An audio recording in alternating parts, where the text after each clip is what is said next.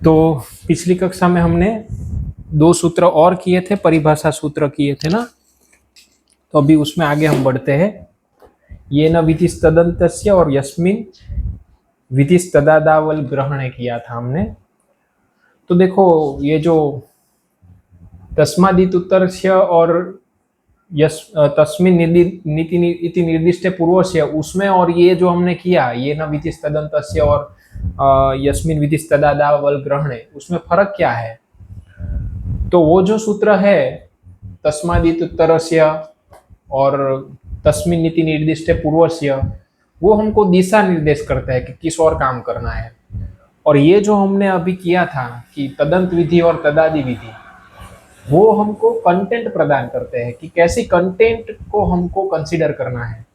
यानी कि जब भी कोई विशेषण से कार्य बताया जाए तो हमको उस विशेषण को तो कार्य करना ही है, लेकिन वो विशेषण जिसके अंत में है उसको भी कार्य करना है। ऐसा करते वो कंटेंट बताता है कि ऐसी कंटेंट को कंसीडर करनी है। या फिर कोई विशेषण सप्तमी में बताई जाए और वो भी अल में बताई जाए, मान लो कि अची है, यही है, ठीक है, उस तरीके से वो सप्तमी में निर्दिष्ट बताई गई कोई विशेषण की विधि है, विशेषण से बताई गई है कोई विधि, तो वहां पे हमको वो पर्टिकुलर अल वर्ण को ही ग्रहण नहीं करना है, लेकिन वो अल वर्ण जिसके आदि में है वो सभी को ग्रहण करना है। तो यहाँ पे कंटेंट की बात हो रही है कि कैसी कंटेंट हमको कंसीडर करनी है। और तस्मादितुत्तरस्य और तस्मिन् नीति निर्दिष्टे पूर्वस्य, वो दो जो सूत्र है वो हमको सिर्फ दिशा निर्देश करते हैं कि इस ओर जाना है या इस ओर जाके काम करना है, वो स्थान के लिए बनाई गई परिभाषा है। तो ये चार के बीच में कभी कंफ्यूजन नहीं होनी चाहिए।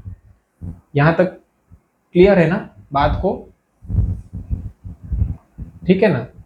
तो ये एक ध्यान रखने की बात है। अभी हम एक थोड़ा आगे बढ़ते हैं उसमें। तो अभी तक हमने, अच्छा, हाँ हाँ हाँ, एक मिनट, हाँ हाँ, अच्छा हुआ बात कर दी आपने। तो ये, हाँ, अभी आएगा। ओके, तो यहाँ तक क्लियर हुआ ना? वहां पे कंफ्यूजन नहीं होनी चाहिए।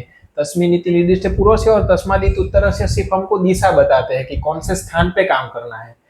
और ये न विधिस्तदन्तस्य और यस्मिन् विधिस्तदादावल ग्रहणे, वो दो जो सूत्र है वो हमको कंटेंट बताता है कि जब ये बात की जाए तो ऐसी कंटेंट को भी आप काम ऐसी इस कंटेंट पे काम करेंगे।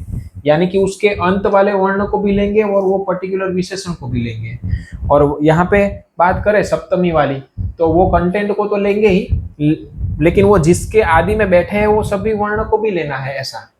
ठीक है, तो अभी हम आगे बढ़ते हैं। तो अभी तक जितने हमने सूत्र किए, क्या क्या किए? तो एक तो षष्ठी स्थाने योगा किया, तस्मिन् इति निर्दिष्टे पूर्वस्य, तस्मादित उत्तरस्य किया, आदेः परस्य किया, अलोन्त्यस्य किया, फिर ये न विधिस्तदन्तस्य किया, और ये अंत वाला हमने यस्मिन् विधिस्तदादावल ग्रहणे किया।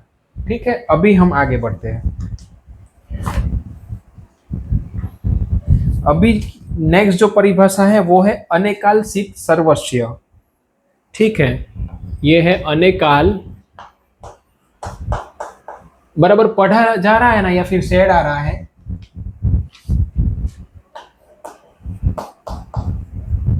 ये पढ़ने में आ रहा है क्या?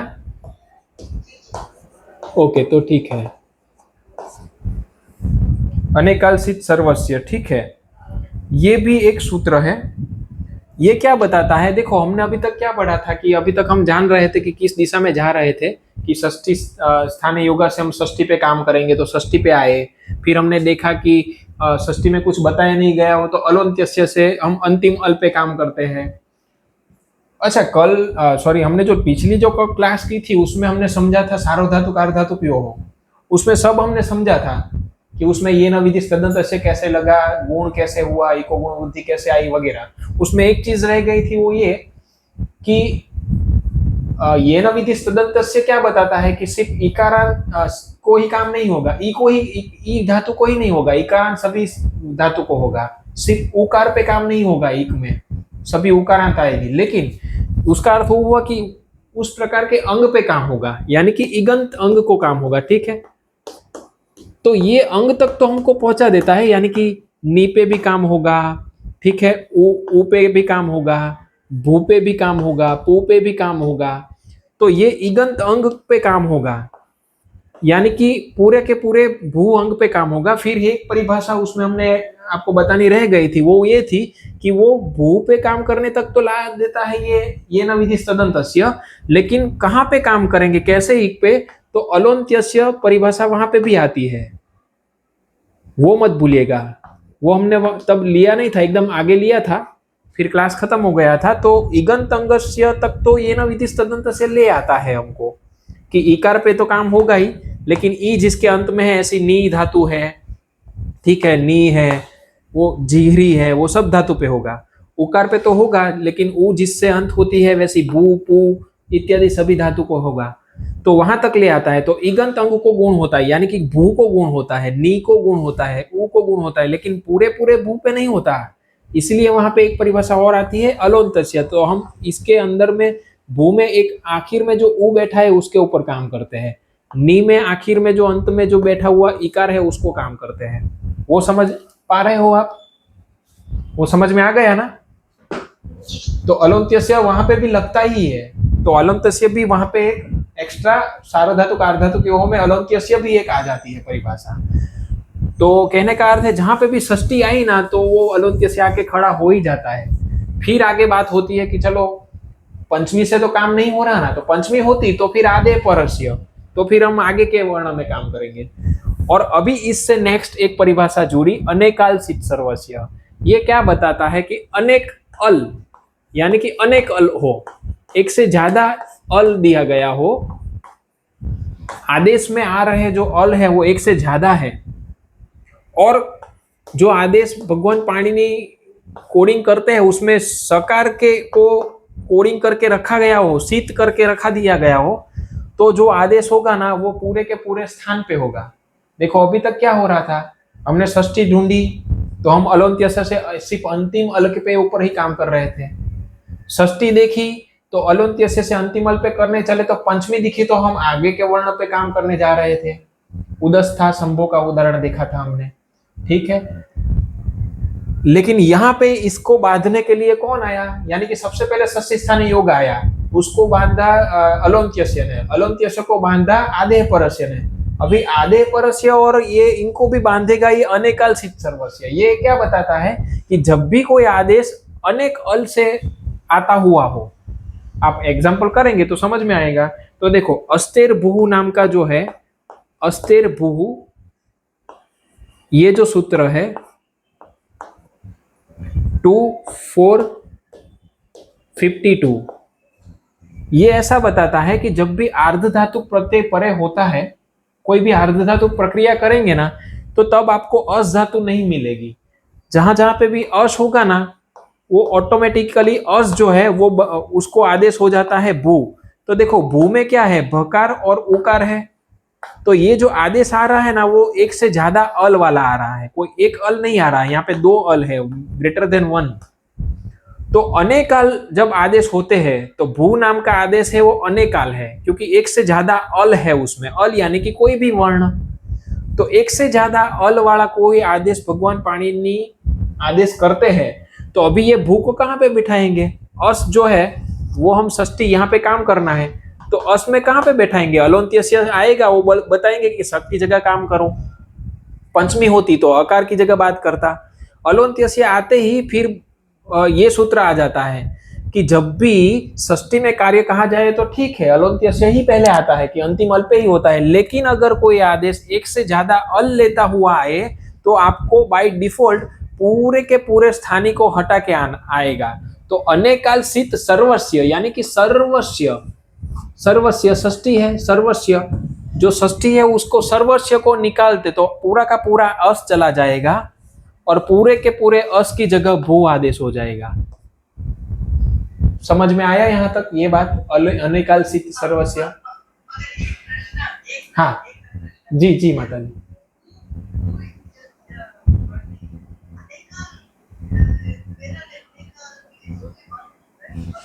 नहीं वंश स्वर नहीं है, भ है, भ है और उ है, दो है। क्यों? देखो अल जो है ना, अल में स्वर भी आते हैं, अल में व्यंजन भी आते हैं। तो भू जो है वो भू को हम अनुवृत्त करेंगे तो भकार और उकार आया, तो ये दो है, एक अल ये है, एक अल ये है, तो ये दो हुए ना। तो ग्रेटर देन वन, अनेकाल, एक से ज्यादा अल, एक से ज्यादा हो उसको बोलना है, एक से ज्यादा होना चाहिए। तो ये एक से ज्यादा ही है क्योंकि स्वर नहीं गिनना है। देखो इसके बाद हम क्या करेंगे, हम कुछ ना कर पाएंगे तो मैं आपको इतना तो करवाना चाह रहा हूं कि ये स्वर की जो है ना, स्वर हमको कहाँ गिनने होते हैं, छंद होता है ना वहां पे हमको गिनना होता है। हम श्लोक बोलते हैं ना तब स्वर गिना जाता है। अनुवृत्ति हमको क्रम दिखाती है, लेकिन जब श्लोक बोले जाता है ना तो तब हमको लघु गुरु का कॉन्सेप्ट आता है, तब स्वर की बात है। यहाँ पे तो अल है, यानी कि कोई भी अल है वो व्यंजन और स्वर दोनों में आता है। तो हम क्या करेंगे, इसके बाद हम नेक्स्ट जो धीरे धीरे ये खत्म होने के बाद संज्ञा पे आएंगे ना, तो हम एक काम करेंगे कि एटलीस्ट मैं उतना आपको करवा पाऊं, ऐसा मैं सोच रहा हूं कि आप श्लोक बहुत अच्छी तरह से कर पाए। और आपको जब संस्कृत के श्लोक बोले या फिर कोई भी वाङ्मय पढ़े तो आपको वो वाइब्रेशन आप संस्कृत का फील कर पाओ। इसलिए इसके आगे की जो हम ये खत्म होने के बाद हम पूरा वो लेंगे, संयोग वगैरह संज्ञा आएगी ना तब हमको मदद होगा। तो तब वो सब आएगा कि स्वर कब गिनने हैं, व्यंजन कब गिनना है, तो आपको बहुत अच्छी तरह से हम करवाएंगे। तो यहाँ पे ग्रेटर देन वन है अल, इसलिए ये अनेकाल है। अनेकाल होने के कारण यहाँ पे अंतिम अल के कारण वो अलोद्य से तो आ जाता है षष्ठी के लिए, लेकिन उसको बाध कर अनेकाल सिद्ध सर्वस्व उसको बाध देता है और पूरे के पूरे अस को ही निकाल देता है। अभी तक पूरी की पूरी जगह हम निकाल नहीं रहे थे, लेकिन जैसे ही ये आया अनेकाल आदेश तो पूरे के पूरे को निकाल दिया। समझे अभी माता जी, है ना? तो ये एक से ज्यादा ही है अल, इसलिए सबको समझ में आया? हाँ हाँ हाँ हाँ, देखो हाँ करते हैं। देखो ये इसको हम अलग करते हैं, पूरी सूत्र को अलग करते हैं। तो यहाँ पे लिखा है अनेक अल शीत और सर्वस्व, अनेक अल, फिर लिखा है शीत और लिखा है सर्वस्व।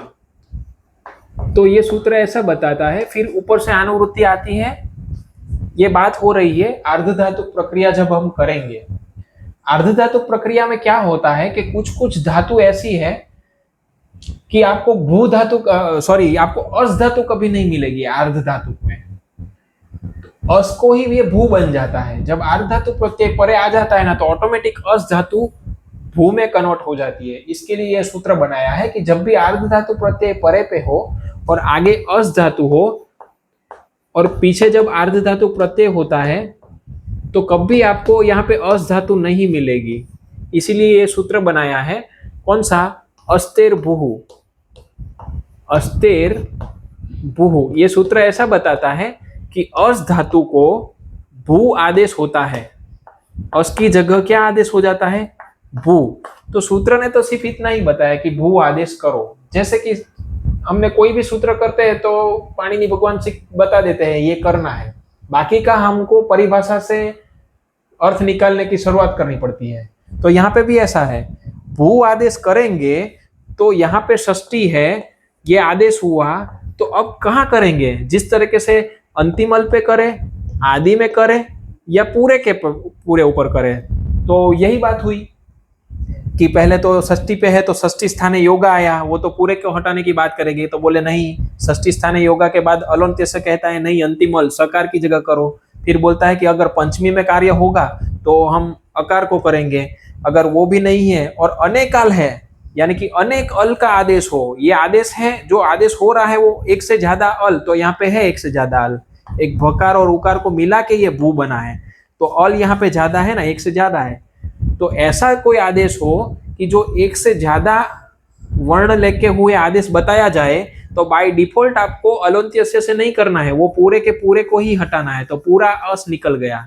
अभी तक हम देख रहे थे उसमें क्या हो रहा था, या तो अंत पे काम हो रहा था, आधे परस्य से आदि में कर रहे थे, और अब इन दोनों को बांधते हुए ये अनेकाल सिद्ध सर्वस्व आया कि वो बताया कि अनेकाल आदेश होता है तो पूरे का पूरे जो षष्ठी है उसको मिटा देता है और जो पूरा आदेश एक से ज्यादा आता है वो बैठ जाता है। तो अस की जगह पूरा अस निकल के पूरा भू आया। समझे अभी? तो अनेक आल, हाँ वो शीत इसलिए लिखा है कि हमने एक पार्ट देखा, इसमें दो चीज है, अनेक अल की भी बात हो रही है, तो ये एक पार्ट हमारा खत्म हुआ ये एग्जाम्पल से। अभी शीत क्यों लिखा है? तो यही चीज शीत में भी है कि जो भी कोई आदेश अगर शीत हो तो वहां पे भी यही प्रोसीजर करनी है, पूरा का पूरा मिटा के स के साथ कोडिंग होते हुए जो आदेश दिया है वो पूरा यहाँ पे लगा देंगे।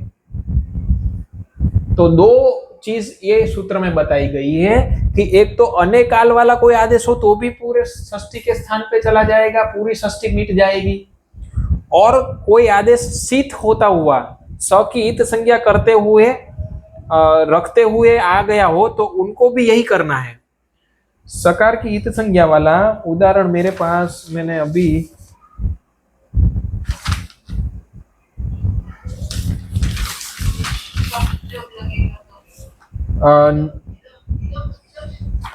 हाँ इदम वाला कुछ एग्जांपल इसमें था शायद, ये हमारा सार्वधातुक में नहीं है ना, इसलिए मैंने वो लिखा नहीं है कहीं पे।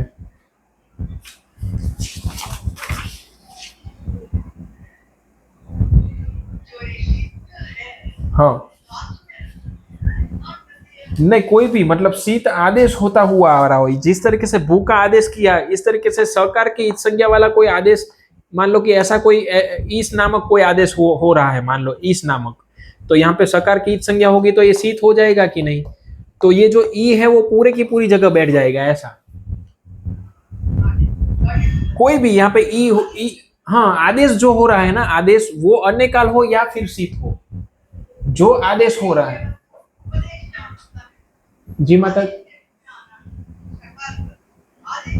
हाँ आदेश के रूप में, हाँ हाँ उपदेश अवस्था में ही होगा वो। हाँ मतलब कि हाँ मतलब वो आदेश यानी कि वो जो भी आदेश देंगे कार्य के लिए, विधि के लिए, वो हमारा वो उपदेश ही होगा। वैसे जैसे भी जो भी ये सब चीज कर रहे हैं वो पाणिनि भगवान के आदेश से ही हम यहाँ पे बिठा रहे हैं। तो कहने का अर्थ है ये भू का आदेश हुआ, इस तरीके से मान लो कि ईस नामक कुछ आदेश हो या कुछ भी, मतलब जहाँ पे ईस नामक आदेश किया गया होगा तो ये हम इसको शीत मानेंगे। तो ई को बिठाने की बात हो रही है तो यहाँ पे पूरी की पूरी जगह ई बैठेगा, यहाँ पे कुछ कितना भी वर्ण क्यों ना हो, ऐसा है कहने का।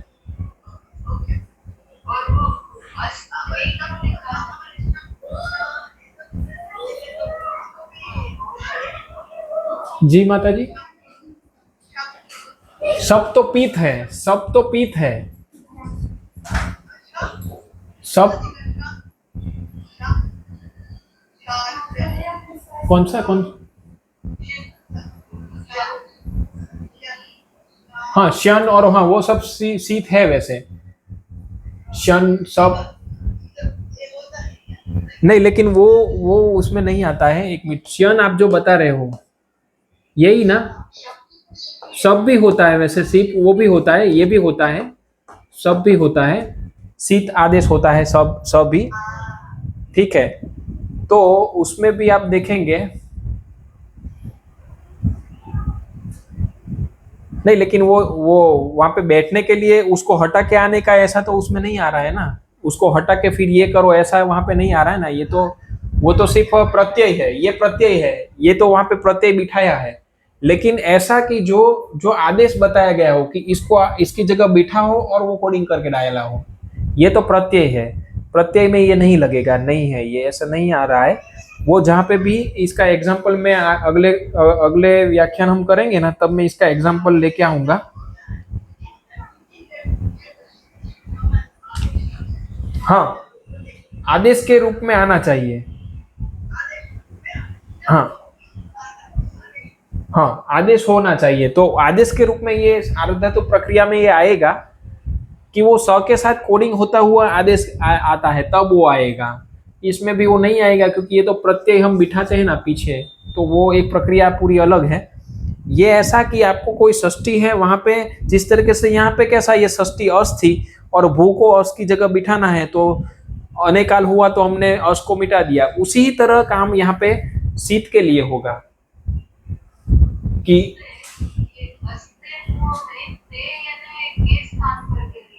हाँ, ये तो के स्थान पे के लिए वो सूत्र का अर्थ के लिए वो जो संधि वगैरह जो लगती है ना विभक्ति, उसी हिसाब से वो बताया है। अस्तेर भू, हाँ अस्तेर भू, अस्तेह भू, अस्तेर भू, ये रेफ है वो यहाँ पे ऐसा विसर्ग होगा। तो अस की जगह पे ये भू को बिठाने की बात हो रही, तो अनेकाल हुआ तो उसको पूरा का पूरा मिटा के वो आया। वो शीत का एग्जाम्पल मैं आपको अगली कक्षा में दूंगा। वो शीत में भी यही है कि जो आदेश स के साथ ईट संज्ञा होता हुआ आदेश किया जाए तो पूरे के पूरे पार्ट को वो मिटा देगा। ये दो चीज एक ही सूत्र में बताई गई है।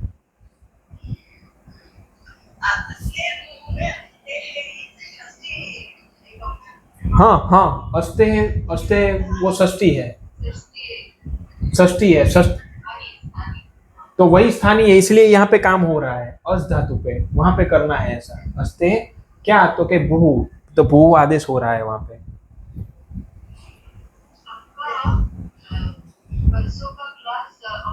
हाँ हाँ, वो नहीं किया है, मैं कल कल कर दूंगा वो। हाँ हाँ, नहीं नहीं वो कर देंगे, वो इम्पोर्टेंट है। वो जो है पिछली कक्षा का जो है वो दोनों सूत्र बहुत महत्व के हैं, तो मैं कर दूंगा अपलोड, है ना, वो जरूरी है। वो दो बहुत अगत्य के सूत्र हमने किए थे उस दिन। तो अनेकाल शीत सर्वस्व में दूसरा एक उदाहरण लेते हैं हम।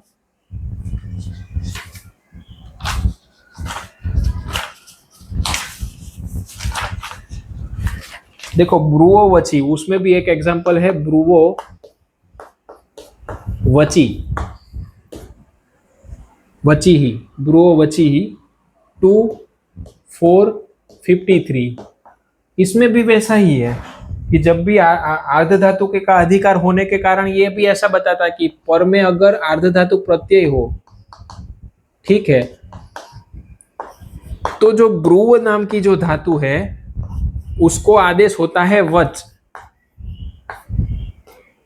ठीक है। तो यहाँ पे ब्रुव को वच हो जाता है, तो वच जो है वो भी अनेकाल है, वकार अकार और चकार है, ठीक है। इसीलिए पूरे के पूरे ब्रुव को हटा के वो वच आदेश हो जाता है। तो ये भी अस्तेर भू की तरह ही ये कार्य करता है।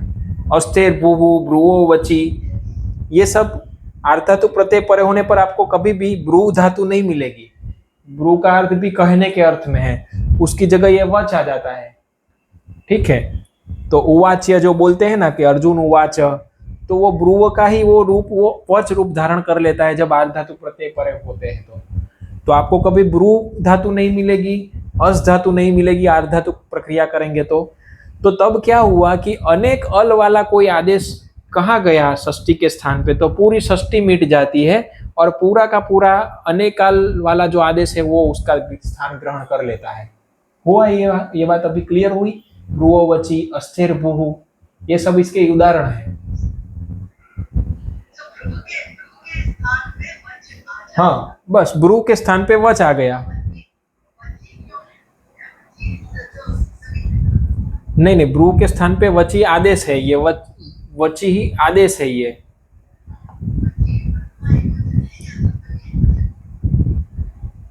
ये प्रथमा होगी।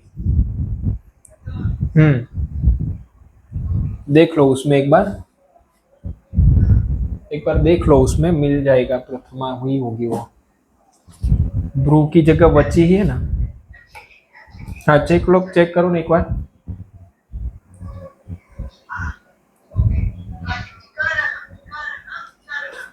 जी इही जी माता जी,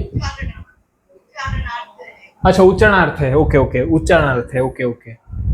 तो ये कहने का अर्थ है कि षष्ठी के पूरी की पूरी षष्ठी जो है ना वो मिट जाएगी। अगर अनेक अल से आया हुआ कोई आदेश होगा ना तो वो हम अंतिम पे नहीं करेंगे। सबसे पहले तो षष्ठी स्थानीय होगा, सबको मिटाने की बात करेगा, लेकिन उसको बांधते हुए अलोन्त्यस्य आएगा, अलोन्त्यस्य बताएगा अंतिम अल पे करेंगे, फिर अलोन्त्यस्य को भी बांधते हुए ये वाला जो है अनेकाल शीत सर्वस्व वो आएगा। बोले कि सब एक से ज्यादा अल वाला आदेश है तो मैं तो पूरा का पूरा ही मिटाऊंगा, इसलिए वो पूरे के पूरे को मिटा के हुए वो पूरा आदेश होता हुआ वच आ जाता है।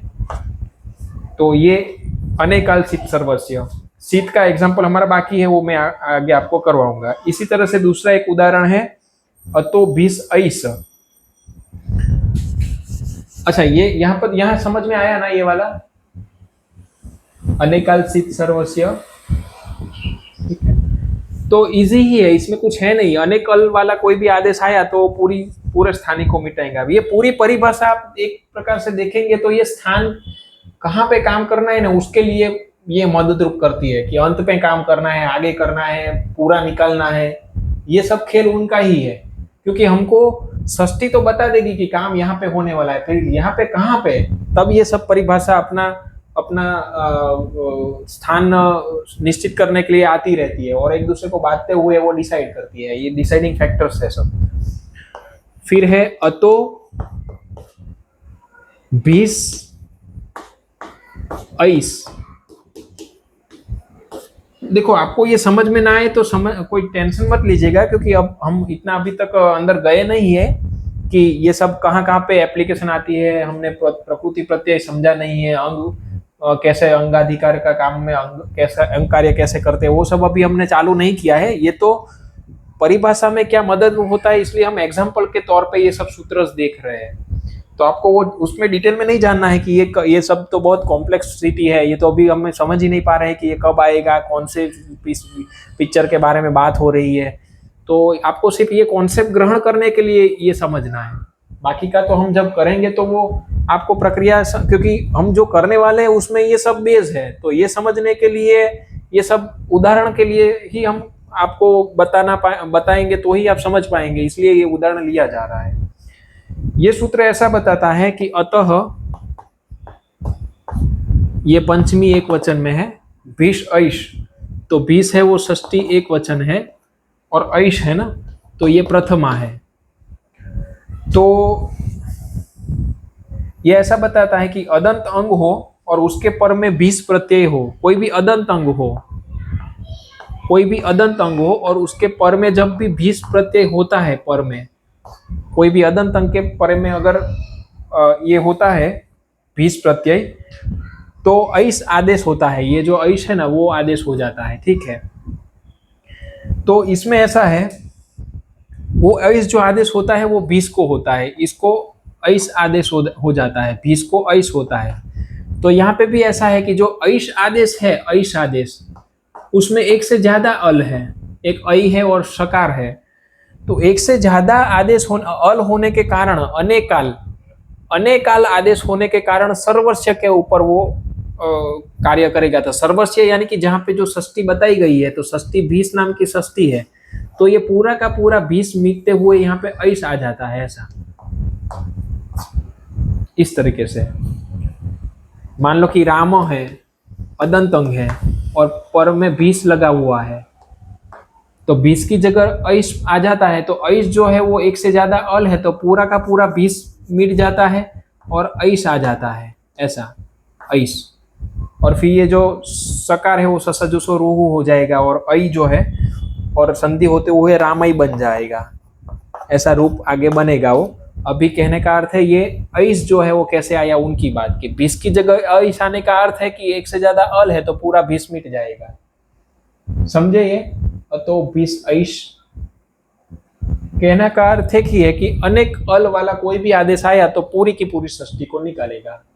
बाकी तो हमने देखा था अलंत्य से अंतिम अल पे होता है, पंचमी में कार्य होते हुए षष्ठी पे काम कुछ होता है, तो फिर आधे परस्य से सिर्फ आदि के वर्ण पे होता है। लेकिन ये दोनों को बांधने के लिए आया अनेकाल शीत सर्वस्य। बोले कि एक से ज्यादा अल वाला कोई आदेश होगा तो सबको षष्ठी पूरी मिट जाएगी और पूरा का पूरा ये अनेकाल वाला आदेश पूरा आके बैठ जाएगा। तो हमने अस्तेर भूहु, ब्रुवो वची और अतो 20 ऐश, ये 3 उदाहरण देखे, क्योंकि तीनों में अल एक से ज्यादा आ रहे हैं तो पूरी की पूरी षष्ठी को उसने घेर लिया। समझ गए इतना?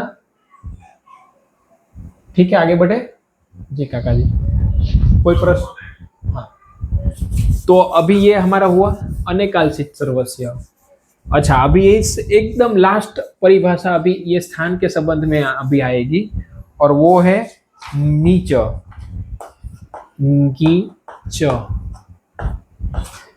अभी ये क्या बता रही है? तो ये ऐसा बता रही है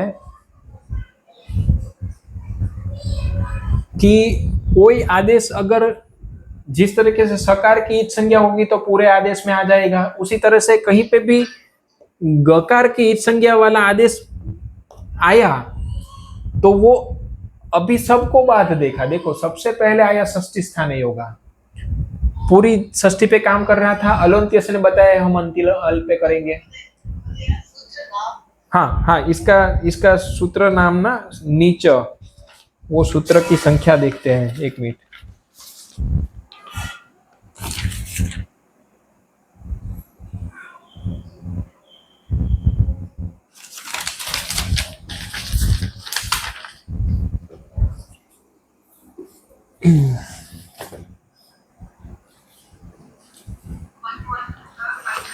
वन वन फाइव टू ने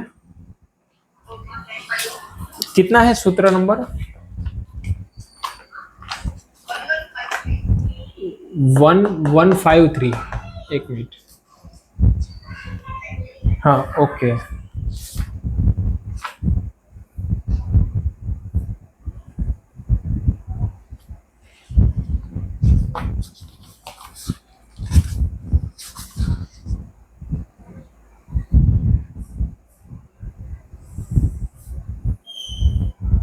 देखो नीचे ये जो है वो अलंत्यस्य के नीचे ही बैठा है।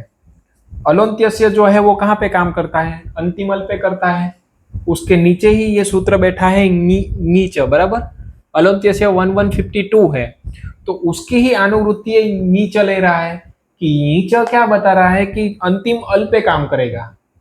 फाइनली ये अंतिम अल पे ही बात आके रुक गई। देखो सबसे पहले षष्ठी स्थाने योगा आया, पूरे षष्ठी पे काम कर रहा था।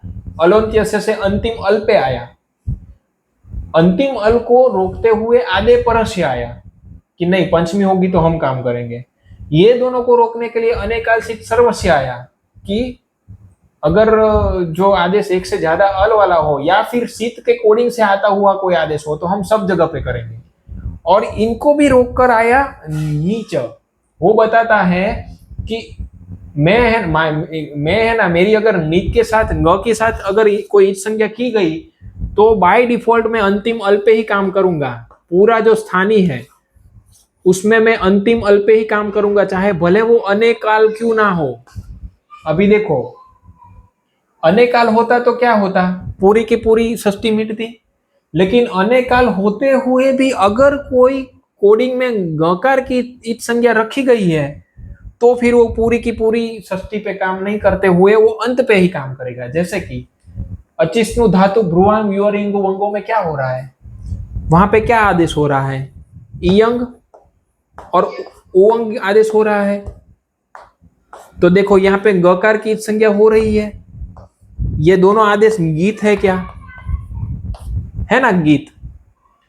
तो ये नीचे क्या बताता है? अभी देखो ईय यानी कि एक से ज्यादा अल है, ईय और उ, तो ये तो अनेकाल है। तो अनेकाल सित सर्वस्या, इसके हिसाब से तो पूरी जो ये षष्ठी है वो पूरी मान लो कि हम हमारा जो है मान लो कि जिहिरी धातु है, जिहिरी प्लस हम अति करते हैं, ठीक है। तो जिहिरी जो है वो अनेकाल है और यहाँ पे भी अनेकाल है, तो पूरी की पूरी जिहिरी मिट कर ई आदेश होना चाहिए ना, ऐसा आदेश होना चाहिए क्योंकि अनेकाल सित सर्वस्व यहाँ पे। लेकिन गीच क्या कहती है कि अनेकाल होते हुए भी अगर इसमें गी की ग की अगर कोडिंग रख दी गई तो फिर अनेकाल सित सर्वस्व को भी ये बाध देगा। इसीलिए हम जिहिरी में क्या कर रहे हैं कि ईयंग यहाँ पे लगाते हैं, ई को मिटाते हुए, पूरा का पूरा नहीं मिटाते हैं, अंतिम अल पे काम करते हैं। तो अंतिम अल में इकार को मिटाते हुए ईय करके जिहिरी यति बताते हैं। इयंग उवंग, इयंग उवंग है तो इसमें गकार की संज्ञा हुई, मतलब गीच अलोन्त्यस्य से नीचे बैठा हुआ है, अनुवृत्ति लेने के लिए उसके नीचे आया है, वो अंतिम अल पे ही काम करेगा। इसलिए इयंग उवंग हम अंतिम अल पे ही काम करते हैं। जहां पे नी होता है तो ई नीय ऐसा बनाते हैं, ठीक है। ऊ होता है तो उवंग में हम उ ऐसा पीछे उकार को बना देते हैं, वो इसीलिए बना रहे हैं। आप समझ पा रहे हो? देखो, है ना? अभी आप समझे? देखो, जैसे कि शी धातु है, ठीक है, शी धातु है, प्लस हम सब करते हैं तो सब का अ बना, चलो ना, सब का ये ईद संज्ञा करते हुए हम ऐसा बनाते हैं, ठीक है। तो यहाँ पे सॉरी सप नहीं होगा, वरना तो यंग वंग नहीं आएगा, यहाँ पे तुदा दिव्य स ही करना पड़ेगा ना, तो अ करते हैं हम, तुदा दिव्य स करेंगे तो ही अजादि प्रत्यय परे होने पर यंग वंग होगा। तो यहाँ पे अचिष्णु धातु हम लगाते हैं क्षी धातु पे, ठीक है। तो यहाँ पे हम क्या करते हैं, देखो षकार में हो क्या रहा है, षकार है प्लस ई है। अभी गीच क्या बताता है, इससे पहले हम समझते हैं अनेकाल्सित सर्वस्व। अनेकाल्सित सर्वस्व ऐसा कहता है कि एक से ज्यादा अल वाला कोई भी आदेश आए तो कहां बैठता है, वो पूरा का पूरा मिटा देता है। तो इयंग उवंग में क्या हो रहा है, अगर यहाँ पे गकार की संज्ञा नहीं होती और इ आदेश होता ना, तो ये पूरे के पूरे क्षी को मिटा के इ हो जाता है। लेकिन जैसे ही गकार की संज्ञा रखी ना, तो तुरंत नीचे आया, वो अनेकाल्सित सर्वस्व को भी बात देता है कि अनेकाल्सित सर्वस्व बताता है कि बहुत सारे अल हो गए तो मैं पूरा लेंगा, वो बात अभी इनकी यहाँ पे गीच के सामने नहीं बैठने वाली। अनेकाल हो लेकिन गकार की संज्ञा हुई तो फिर अनेकाल का कुछ नहीं चलता, ये नीचे अंतिम अल पे ही काम करेगा। तो क्षी में क्ष प्लस ई, तो यहाँ पे ई की जगह पे अंतिम अल ई की जगह पर हम इयंग आदेश करते हैं, इसलिए क्षीय इस तरीके से हम बनाते हैं, क्षीय बनाते हैं। इयंग आदेश होते हुए गकार हटाते हुए हम ई आदेश करते हैं, वो अंतिम अल पे इसलिए करते हैं। इसी तरह से उअंग में भी होता है। समझ पा रहे हो आप? सबको समझ में आ रहा है? बराबर है ना माता जी? बाकी लोगों को, उषा माता जी, प्रजापता सोमा काका जी, अपर्णा माता जी, है ना जी? हाँ, हाँ।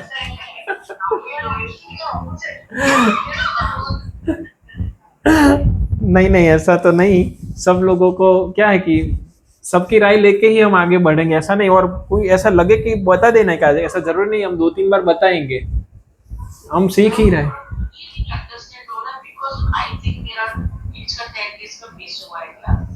हाँ हाँ, वो माता जी आप पिछली कक्षा नहीं हुई ना, इसलिए फिर भी मैं पिछली कक्षा इसलिए मैं बीच बीच में ला रहा हूँ, ताकि आपको सीक्वेंस तो वो पूरा ना याद रहेगी। इसलिए मैं ये नीचे की बात हो रही है, फिर भी मैं षष्ठी स्थाने से ले रहा हूँ, क्योंकि वो पूरे सीक्वेंस जानते हुए आप ये नीचे को आराम से समझ पाएंगे। ये सबसे पहले षष्ठी स्थाने योग आया, उसको बांधता हुआ अलंत्य से आया, उसको बांधता हुआ आधे पर से आया, उन दोनों को बांधते हुए अनेकाल्सित सर्वस्व आया, फिर अनेकाल्सित सर्वस्व होते हुए भी गकार की संज्ञा हुई तो उसको भी बांधता हुआ ये नीचे आया। बस इतना ही है, खत्म हो गया, पूरा हो गया हमारा। हाँ,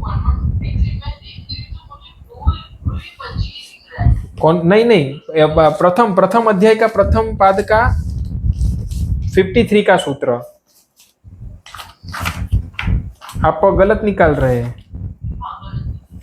प्रथम अध्याय का प्रथम पाद का आपको 6 नंबर के पेज पे ही मिल जाएगा, 6 नंबर के पेज पे ही मिल जाएगा। तो देखेंगे ना, तो ये चारों परिभाषा एक साथ ही है। पहले अलोन्तस्य है, इसके नीचे नीचे बैठा है, इसके नीचे आधे परस है, और उसके बाद अनेकाल्सित सर्वस्व है। चारों चार हमने कर लिए। मिले सबको 52 अलोन्त्यस्य, 53 नीचे, 54 आधे परस्य और 55 अनेकाल्सित सर्वस्व है। तो आप देखो हमने क्रम कैसे किया। हमने षष्ठी स्थाने योगा लिया, फिर अलोन्त्यस्य लिया, फिर आधे परस्य, फिर अनेकाल्सित सर्वस्व, और फिर हमने नीचे लिया। क्यों? क्योंकि बांधता हुआ वो ऐसे ही आ रहा है, लेकिन नीचे अलोन्त्यस्य के नीचे अनुवृत्ति लेने के लिए बैठा है। नीचे जो है वो अलोन्त्यस्य के नीचे बैठा है, क्योंकि उसको अंतिम अल पे काम करना है ना। फाइनली एकदम लास्ट में वो विन कौन हो रहा है? नीचे ही हो रहा है। अंतिम अल पे काम करने के लिए वो अलोन्त्यस्य के नीचे बैठा है। इसलिए हमने जो सीक्वेंस लिया है वो आपको जो लिया है वो बाध्य बाधक भाव करते हुए हमने समझे है।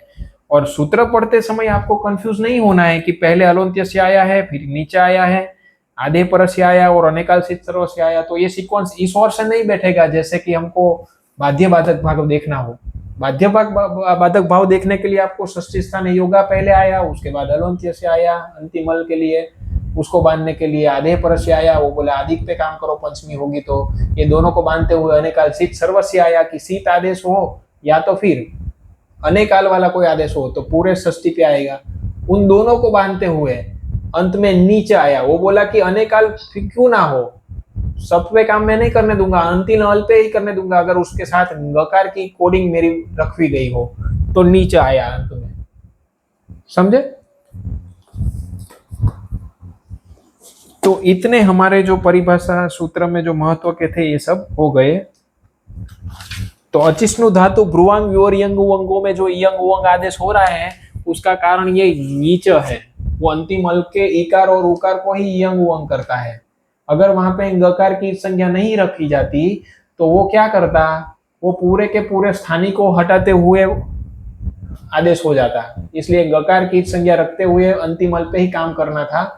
इसलिए नीच परिभाषा उसको हेल्प करती है कि इकार को ई अंग और उकार को उ अंग, वो भी अंत में बैठे हुए लास्ट अलोन्त्य से क्या ही वो अनुवृत्ति लेता है, इसलिए अंतिम अल के ऊपर ही वो काम करता है। हुआ यहां तक? ठीक है ना?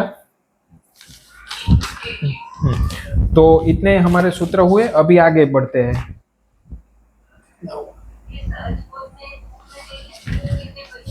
सहज बोध में ना 2 मिनट देख लेता हूं मैं, सहज बोध में है कि नहीं है।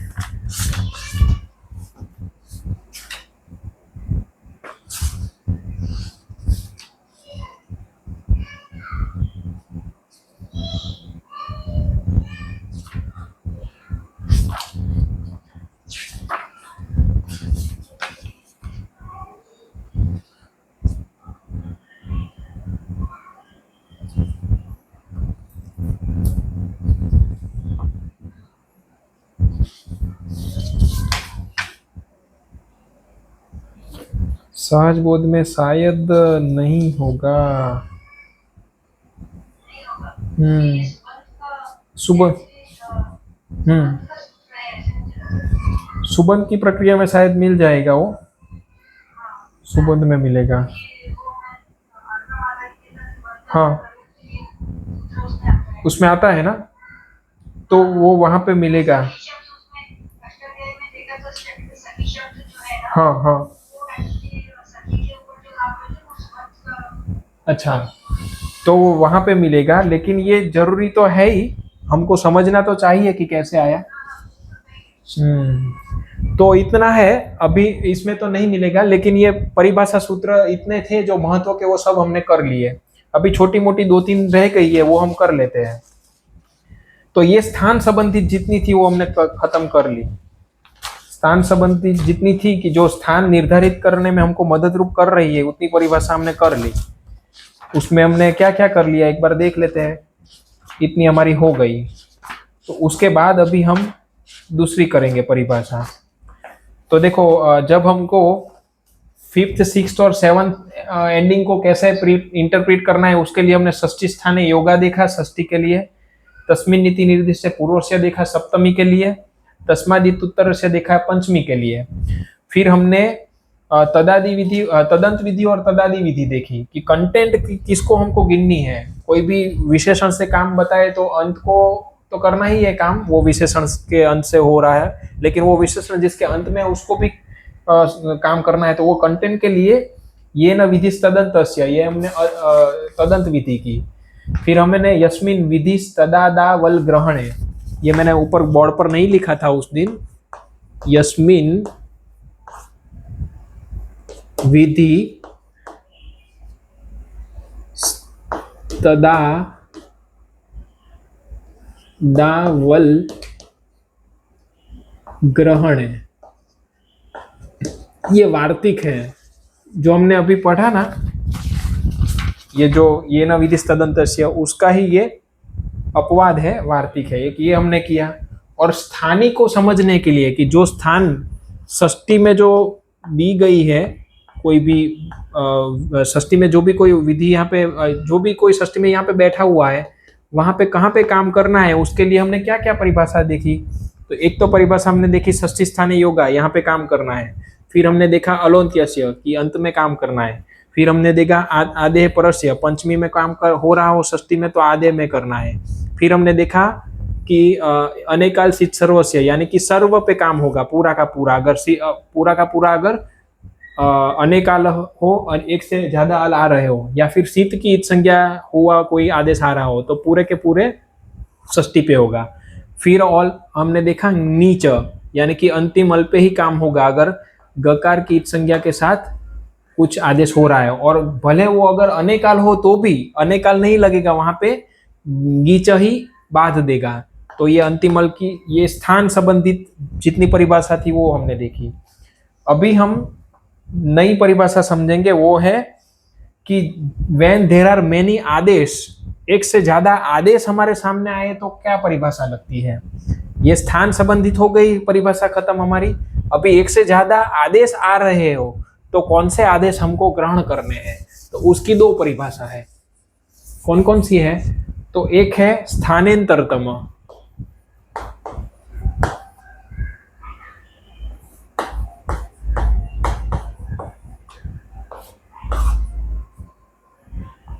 वन 150, और दूसरा है यथासंख्यम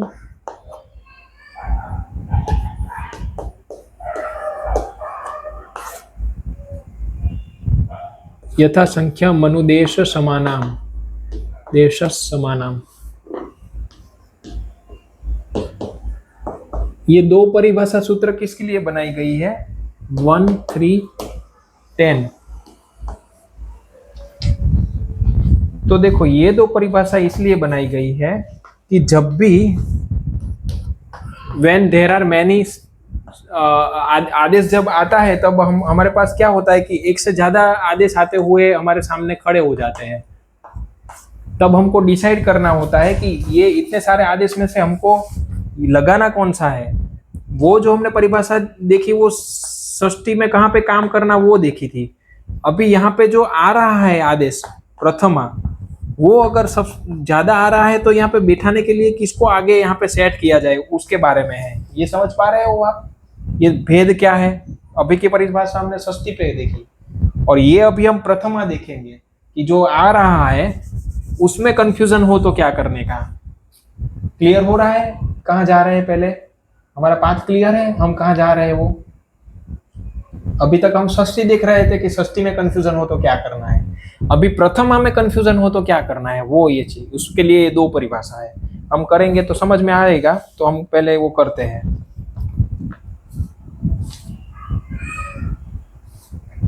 तो देखो इसमें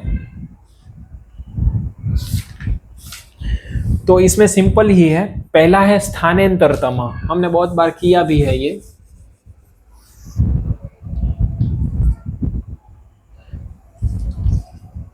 तो इसमें क्या है कि कोई भी मान लो कि हमने इको यणचि में यही हो रहा है कि शुद्धि धन उपास्य, शुद्धि धन उपास्य का हमने उदाहरण लिया ही था, यही है यहाँ पे भी है कि इको यणचि सूत्र लगता है कि इक के परे अच होने पर, ठीक है, इक के परे अच होने पर हम क्या करते हैं, यण आदेश करते हैं, ठीक है। तो देखो यण आदेश होते हुए यहाँ पे होता क्या है कि यण में य, व, रेफ और ल आदेश होता है। तो देखा ना कि आदेश यहाँ पे एक से ज्यादा आके खड़े हो गए, य भी है, व भी है, रेफ भी है और लकार भी है। तो इकार की जगह हम बिठाए क्या ऐसा, ठीक है, क्योंकि हम अव्यवहित यहाँ पे पूर्व में काम करने वाले हैं, तो यहाँ पे इकार पे काम होने वाला है। वो हमने हमारी वो सब परिभाषा हमने देख ली कि तस्मिन् इति निर्दिष्ट पूर्वस्य से अव्यवहित पूर्व में काम करेंगे, अंतिम अल पे करेंगे, वो करते हुए यहाँ पे तक तो पहुंच गए। अभी यहाँ पे काम करना है और जो आदेश आ रहा है, तो अभी हमारी क्वेश्चन यहाँ पे है कि एक से ज्यादा य, व, र, ल आ गया, तो इकार की जगह सामने हम ये इसमें से कौन सा हम चुनेंगे, यकार लेंगे, वकार लेंगे, रेफ लेंगे या लकार लेंगे। तो ये इनके लिए अलग से परिभाषा ये स्थानांतरतम बनी है। समझ पा रहे हो? ये स्थानीय को डिसाइड करने के लिए है। जो आदेश आ रहा है वहां पे कंफ्यूजन होगी, एक से ज्यादा हमको आदेश दिख रहे हैं तो यहाँ पे तो कोई एक ही बैठेगा, क्योंकि वर्ण तो हम एक ही निकालने वाले हैं। तो इसलिए स्थानांतरतम क्या कहता है कि स्थान अंतरतम, अंतरतम जितना ही भी सदृश्य उसके जैसा दिखने वाला जो होगा उनको ही हम चुनेंगे। तो इकार है, तो यहाँ पे क्या होता है कि स्थानांतरतम में क्या होता है कि चार प्रकार के मतलब सदृश सम, एक से दूसरा जो है वो एकदम इसका जैसा ही, इसमें से कौन सा है वो ढूंढना है, उसका सदृशम आदेश उसके जैसा ही। तो उसमें चार प्रकार दिए गए हैं कि ये कैसे डिसाइड करेंगे। तो एक तो स्थान आधारित आप डिसाइड कर सकते हो कि जो जहां से निकालने जा रहे हैं इकार उसका स्थान क्या है, और यहाँ पे जो आ रहे हैं वो सबका अपना अपना स्थान देख लो, उनसे आपको पता चल जाएगा कि इस दोनों में कौन मैच हो रहा है, उसको बिठाए बाकी को वापस लौटा दो। एक स्थान है, एक तरीका है स्थान के आधार पे। तो स्थानांतरतम, स्थान से कौन कौन अंतरतम, कौन एकदम नजदीक, कौन एकदम सदृश सम आदेश हो रहा है, उनको हम सिलेक्ट करेंगे, बाकी को भेज देंगे। तो इकार का स्थान कौन सा है? इकार का स्थान, स्थान इचु यसानम तालु, तो इसका स्थान तालु है। तो इसमें से तालु वाला कौन सा है? यकार। तो यकार तालु वाला होने के कारण इनको सिलेक्ट किया जाएगा और बाकी को वापस भेज दिया जाएगा कि भाई आप वापस लौट जाओ, यहां पे तो यकार ही बैठेगा। तो ये हुआ स्थानांतरतम। समझे? स्थानांतरतम कि जिसका स्थान समान हो उनको सिलेक्ट किया जाएगा, बाकी को भेज दिया जाएगा। तो आदेश में जब एक से ज्यादा कंफ्यूजन हो तब स्थानांतरतम से निर्णय लिया जाता है कि स्थान किस किस का समान है। तो एक तरीका ये स्थान से आधार पे होता है। स्थानांतरतम में दूसरा क्लोजेस्ट लेटर फाइंड करने का दूसरा तरीका क्या है? तो ऐसा जरूरी नहीं कि स्थान, कई बार गुण के आधार पर करना पड़ेगा। गुण का अर्थ है प्रयत्न। हमने आगे भी देखा था कि कई बार स्थान से पता ना चले कि यहाँ पे क्या करना है। तो उदस्था स्तंभों में हमने देखा था कि उसका जैसा बनाना हो, आगे का पूर्व का जैसा बनाना है। हकार में जनरली होता है कि हकार को आप कवर की तरह करना है तो क्या करेंगे, तो वहां पे आपका ये स्थानांतरतम स्थान के हिसाब से काम नहीं करता, क्योंकि कवर पूरा का पूरा ही एक ही वर्ण में आने के कारण सब कंठ होते हैं। तो तब आपको एक स्टेप और बढ़ना पड़ता है कि भाई प्रयत्न के हिसाब से देखो कि भाई अल्प प्राण महाप्राण, हस या है खर, दो क्वेश्चन ही पूछते हैं हम, हस है या खर है, अल्प प्राण है या महाप्राण है। तो ये दूसरा तरीका। तो स्थानांतरतम में दूसरा पार्ट है कि आप स्थानांतरतम सदृश ढूंढेंगे कैसे। तो एक तरीका स्थान से, उनसे नाम मिले तो प्रयत्न से, जिसको गुण भी कहा जाता है। कई बार वो दोनों से भी नहीं होता है तो तब होता है अर्थ से। उसका अर्थ क्या है, जो आदेश हो रहा है उसका अर्थ, और यहाँ पे जो बिठाया जाता है उसका अर्थ में क्या भेद है, तो एक अर्थ के आधार पे होता है। और फोर्थ वन होता है इसमें प्रमाण, यानी कि मात्रा के आधार पर। ह्रस्व दीर्घ प्लुत का जो मात्रा रहता है, कई बार उकार की जगह पे जो बैठने वाला जो मतलब जो स्वर आता है उसको भी हम वो मात्रा के आधार पे रखना पड़ता है। यहाँ पे दीर्घ होता है तो आदेश भी दीर्घ ही रखना पड़ता है। तो कैसी जरूरत है उस हिसाब से ये चार में से कोई एक प्रक्रिया लगेगी जो हमको हेल्प करेगी कि जो आदेश एक से ज्यादा हुआ और कंफ्यूजन हुई, तो ये चार में से कोई एक तरीका होगा जो आपको डिसाइडिंग फैक्टर में मदद रूप करेगा कि आदेश ये इसमें से क्या बिठाना है।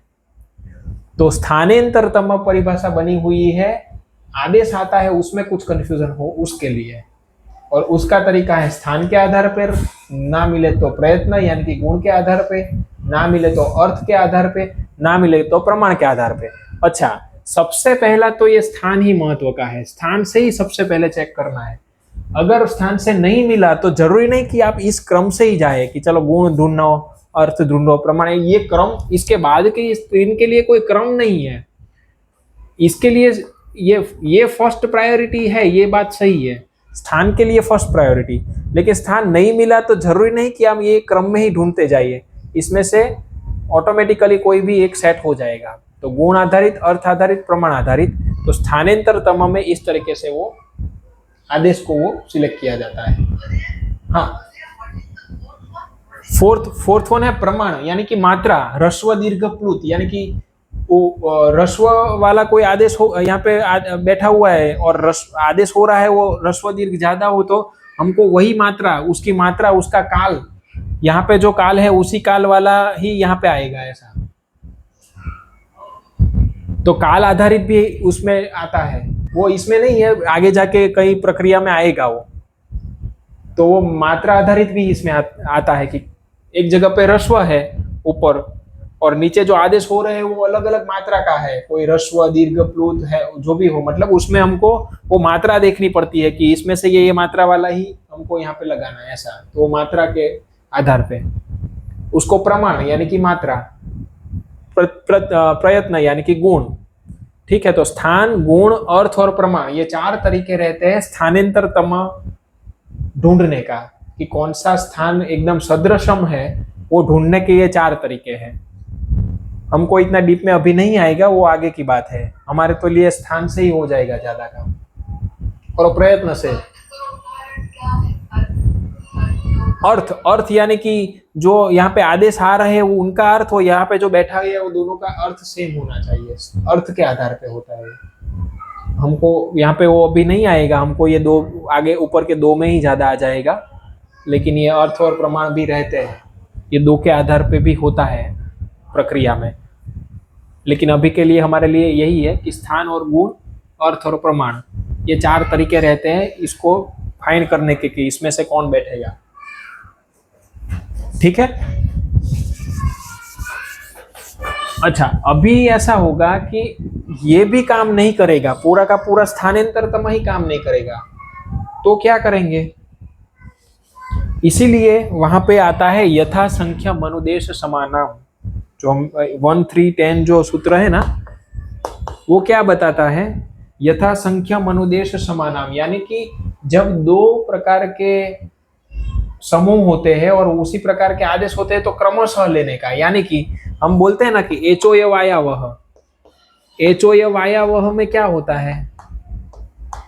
एचो य वाया वह में यहाँ पे एच है, ठीक है, और यहाँ पे ऐ, औ, आई और आउ है, और एच में क्या है? तो ए, ओ, ऐ और औ है, ठीक है। तो यथा संख्यम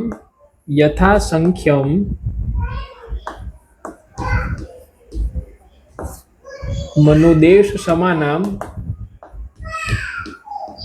ये सूत्र क्या कहता है?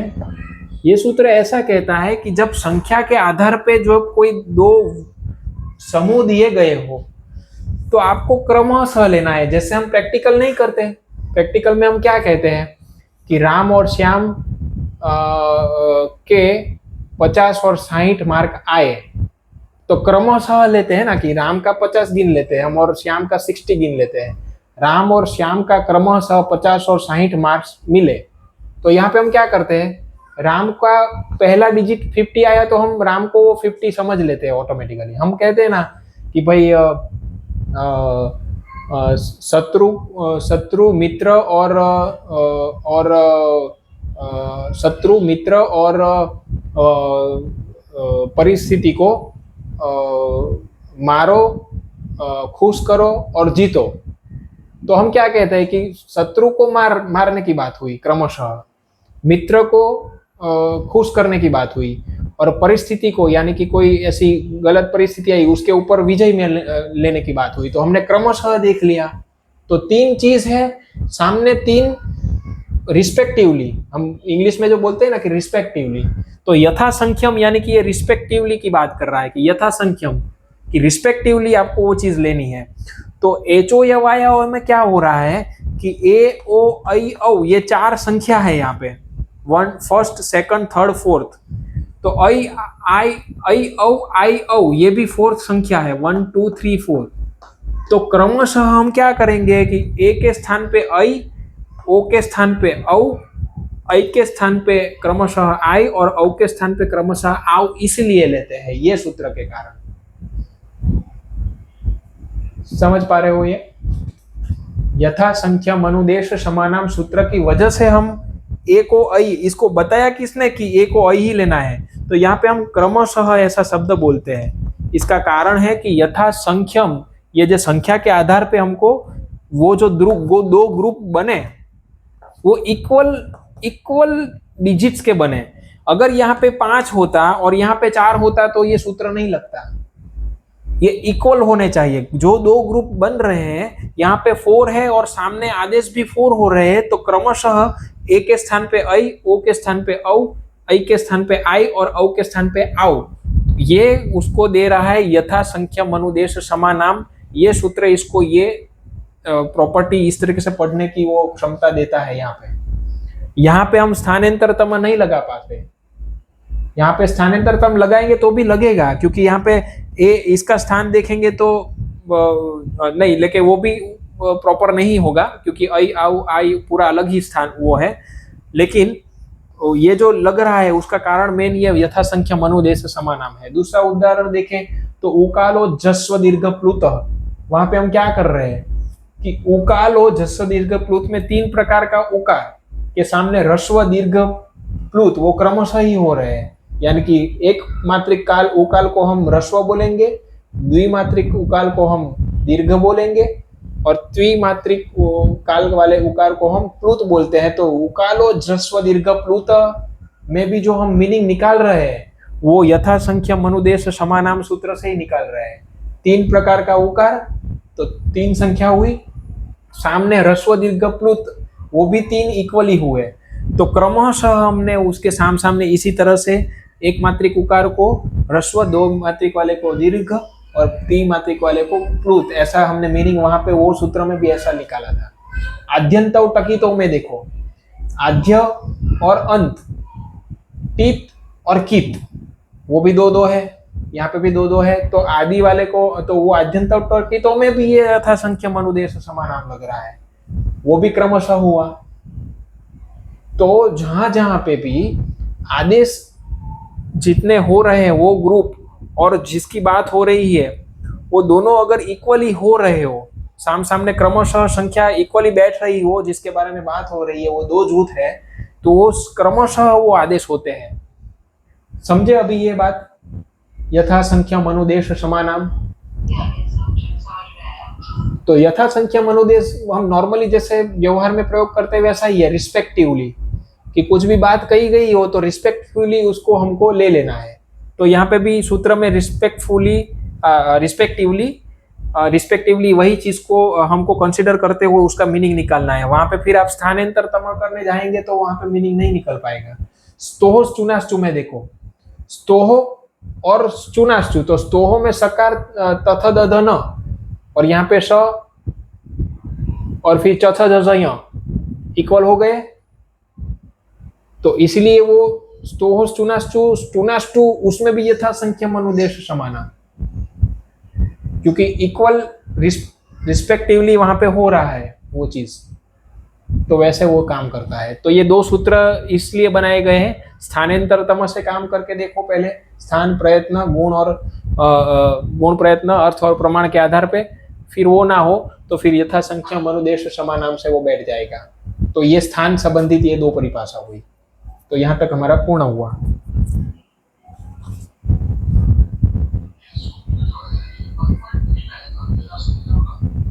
कौन सा? यथा 1 3 10 ये रहा 1, ये 1 3 10।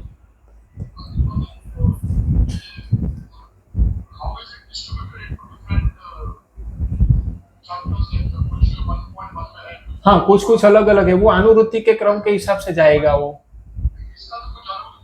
इसका नहीं है, इसका नहीं है। नीचे अलोन्त्यस्य वगैरह में लगेंगे और परिभाषा सूत्र है, पहले चैप्टर में मिलेगी।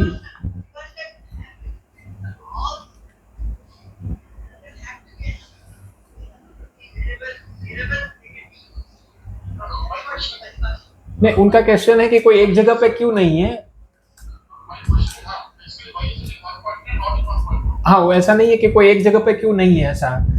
तो उनका कारण जो देखो, एक तो ये जो नीच अलोन्त्य से वो सब परिभाषा सूत्र है, उसको एक दूसरे के साथ अनुवृत्ति के लिए बैठी है, इसलिए वो वहां पे है। और ये जो है ये तो पूरी अलग है, यथासंख्यम अनुदेश समानाम। उसमें ऊपर की क्या चल रही है देख लेते हैं। 1, 3, 10 है ना।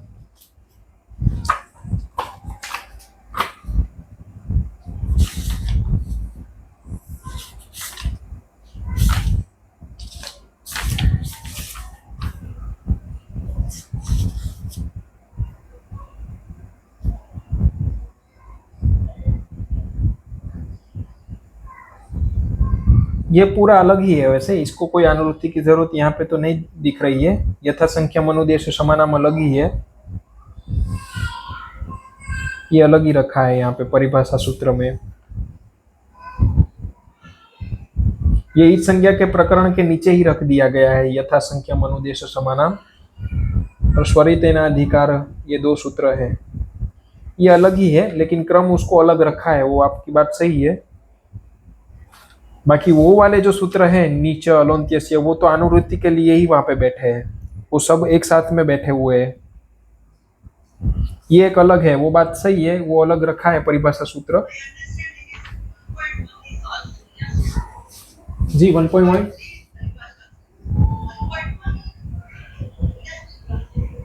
हाँ, काफी सारी परिभाषा सूत्र 1.1 में आ जाती है।